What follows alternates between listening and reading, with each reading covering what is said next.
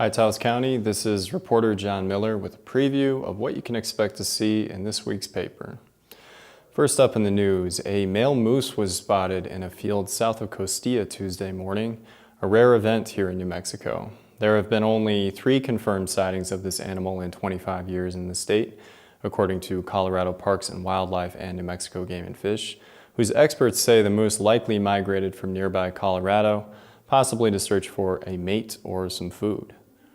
Also, reporter Jesse Moya heads inside to pick some veggies at Dream Tree Project's Dream Farm. The facility allows Dream Tree to grow nearly 2 acres of food while operating indoors and uses less than 10 gallons of water per week.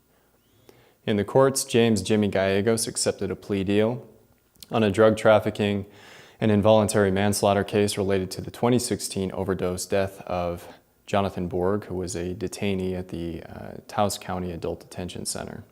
Gallegos was sentenced on a trafficking controlled substances charge last week. On Thursday, we bring you more details on this case and the results of the plea deal. In town news, reporter Cody Hooks has a story on the fierce battle going on with 3 funeral homes and their owners, 1 a longtime fixture in Taos and 2 that are making inroads into the community.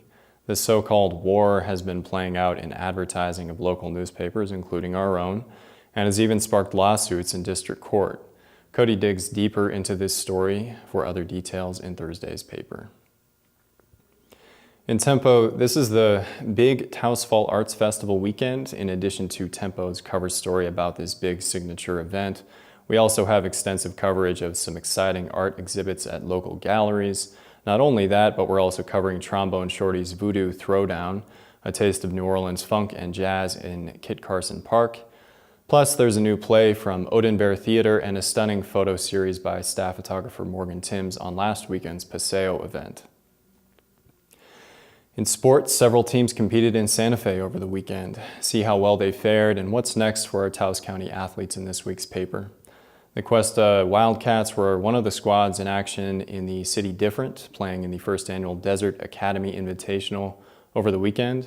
A couple of Taos teams remain undefeated as we enter a September lull next week and teams prep for the district season.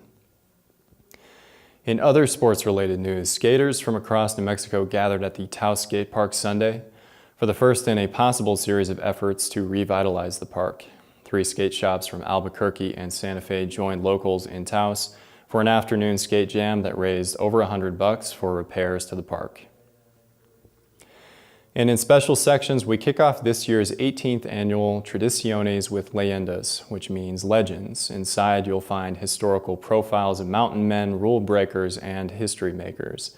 Indeed, the legends of Taos. Look for your free copy in Thursday's paper. In weather, after a spike in temperatures that saw highs in the mid-80s over the past few days, the weather should be cooling back down to the 70s again to take us through the end of the week, with clear skies and sunshine over the weekend. Also, a group of powered paragliders, including 2 from Taos, took to the skies this week to follow the length of the Rio Grande from its headwaters in Creede, Colorado, to the Gulf of Mexico. They'll land Friday at the Taos airport during their journey. That will do it for this week's preview. Make sure to like us on Facebook and Twitter and visit our website for breaking news updates. Other than that, have a great weekend, Taos.